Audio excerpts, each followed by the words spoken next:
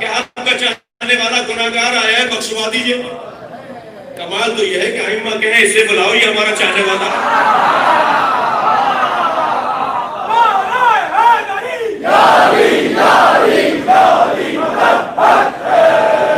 یہ شفاعت کا عقیدہ ہمیں سمجھاتا ہے قبر کا خوف بڑھا، حشر کا ڈر پیدا کر.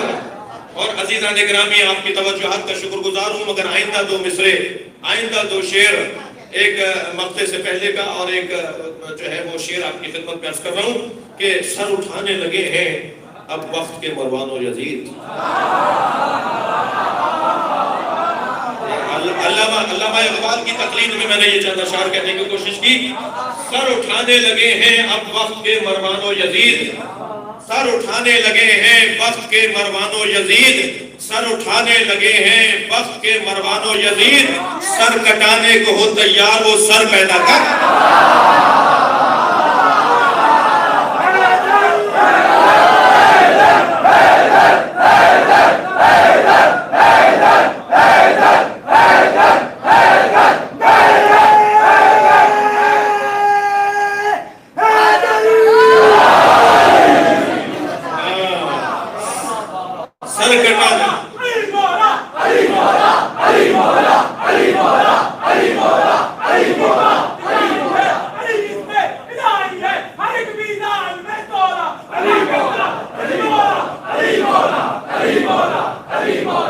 صلوات پڑھیں گے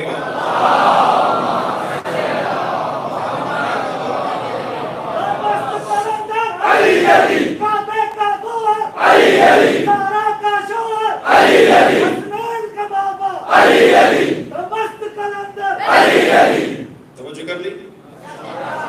بس ایک مقطع اور سن لیجیے، اور مقطع میں اپنے آپ سے، میں نے ساری باتیں آپ سے کی ہیں.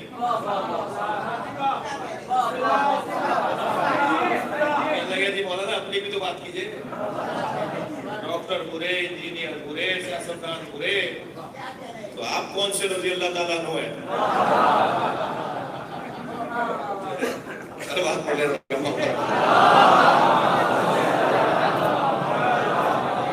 اس سے بہتر اور غلط سلوات.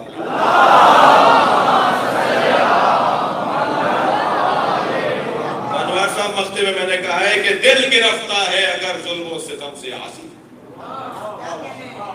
دل گرفتہ ہے اگر ظلم و ستم سے عاصی، خانقاہی سے نکلنے کا جگر پیدا ہے. صلوات پڑھیں گے محمد و آل محمد. دل گرفتہ ہے اگر ظلم و ستم سے عاصی، ذرا حجرے سے تو باہر نکل، میدان میں تو آ. دل گرفتہ ہے اگر ظلم و ستم سے عاصی، خانقاہی سے نکلنے کا جگر پیدا.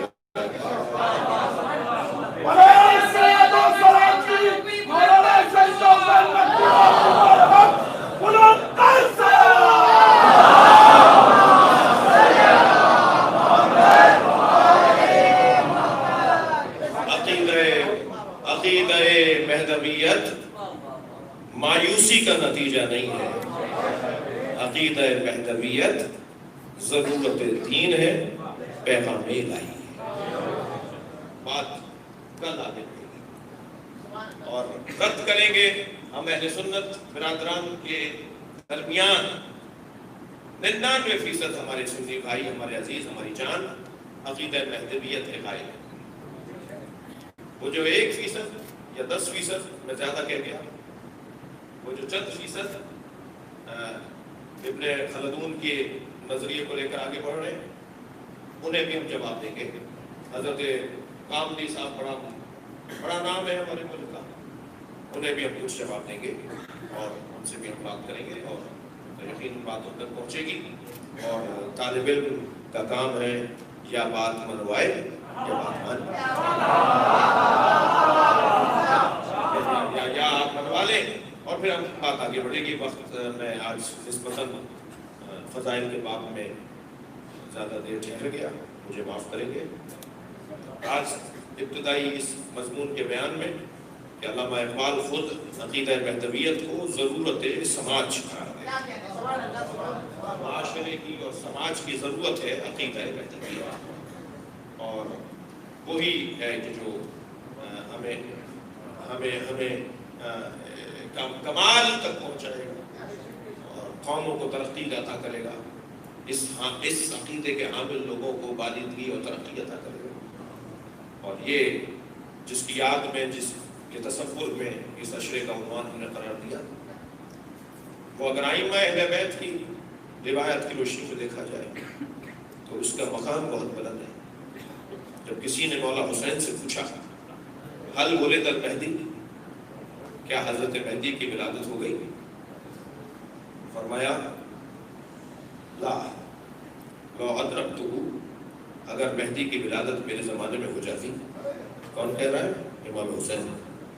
لو ادرکتہ، اگر مہدی کی ولادت میں درک کر لیتا، میرے زمانے میں ہو جاتی، لخدمتہ ایام حیاتی، تو میں حسین مہدی کی خدمت کے لیے خود کو وقف کر دیتا۔ کم بات نہیں ہے۔ اور جب جناب زہرا پہ جلتا دروازہ گرا،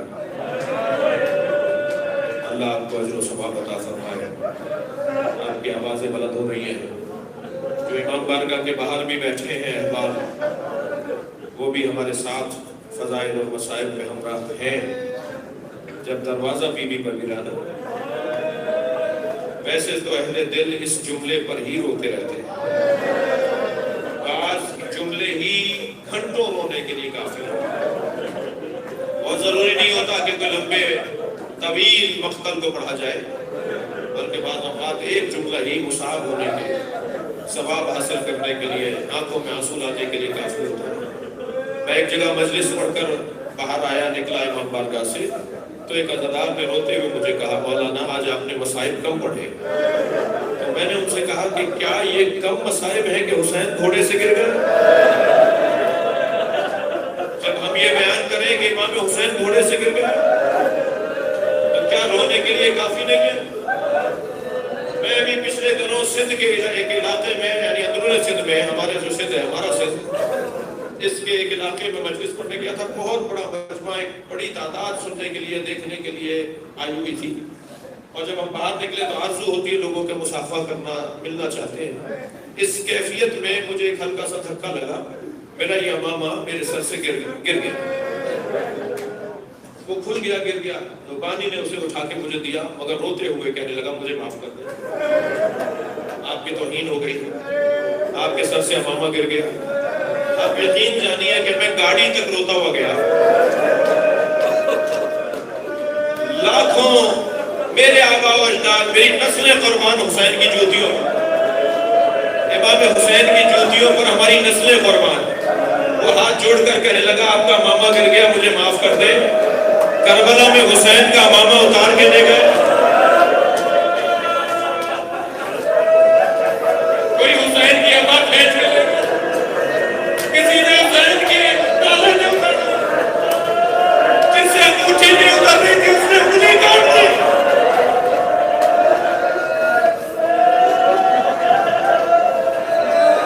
اجرکم اللہ، اجرکم اللہ۔ بعض اوقات رونے کے لیے ایک جملہ کافی ہوتا ہے۔ صاحب فتوائے تحریم تمباکو، جنہوں نے تمباکو کی تحریم کا فتویٰ دیا تھا، آیت اللہ شیرازی، وہ مجلس میں بیٹھے تھے۔ ایک ذاکر مصائب خان، روزہ خان مصائب پڑھ رہا تھا، اس نے ایک جملہ کہا، وہ چیخ کے ہوئے، اور اس کے بعد ان کی چیخیں بند نہیں ہوئی، اور اتنا روئے کہ 3 گھنٹے بے ہوش ہو گئے۔ سناؤں وہ جملہ کیا تھا؟ اللہ کرے میں بیان کر جاؤں اور آپ سن لیں۔ وہ جملہ جس میں وہ چیخ چیخ کے روئے اور 3 گھنٹے بے ہوش رہے، وہ جملہ یہ تھا کہ ذاکر نے یہ کہا کہ آواز دی گئی زینب کو لایا جائے، ارے دربار میں نبی کی بیٹی کو۔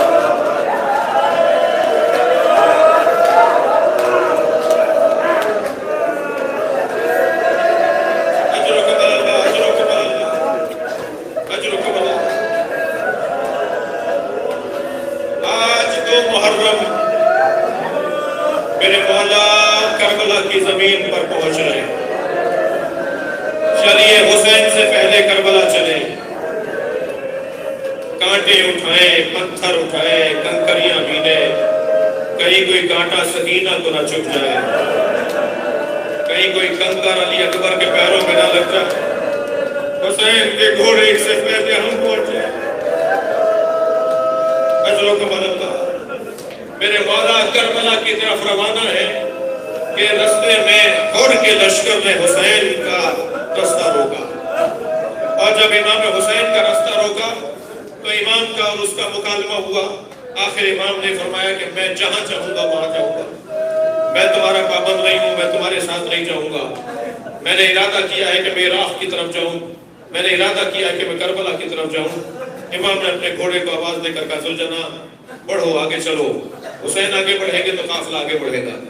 امام کا گھوڑا چند قدم آگے گیا کہ یہ اپنے گھوڑے سے اتر کر آیا اور اس نے امام کے گھوڑے کی لگام پکڑ لی اور اسے موڑنے لگا اپنی پسند کے مطابق۔ کہا 1000 کا لشکر ہے، یہاں حسین کے ساتھ 70-72 سے زیادہ نہیں ہے، وہاں غور کے لشکر میں 1000 سے زیادہ سپاہی ہیں، ایک روب ہے، ایک نظام ہے کہ میں حسین کو موڑ کر اپنی پسند کے مطابق لے جاؤں گا۔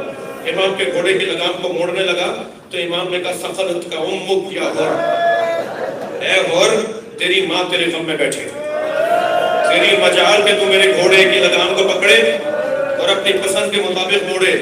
جیسے ہی امام نے یہ کہا نا، غور نے لگام چھوڑ دی اور جملہ کہا آپ کی ماں اگر فاطمہ نہ ہوتی تو میں بھی کچھ بولتا۔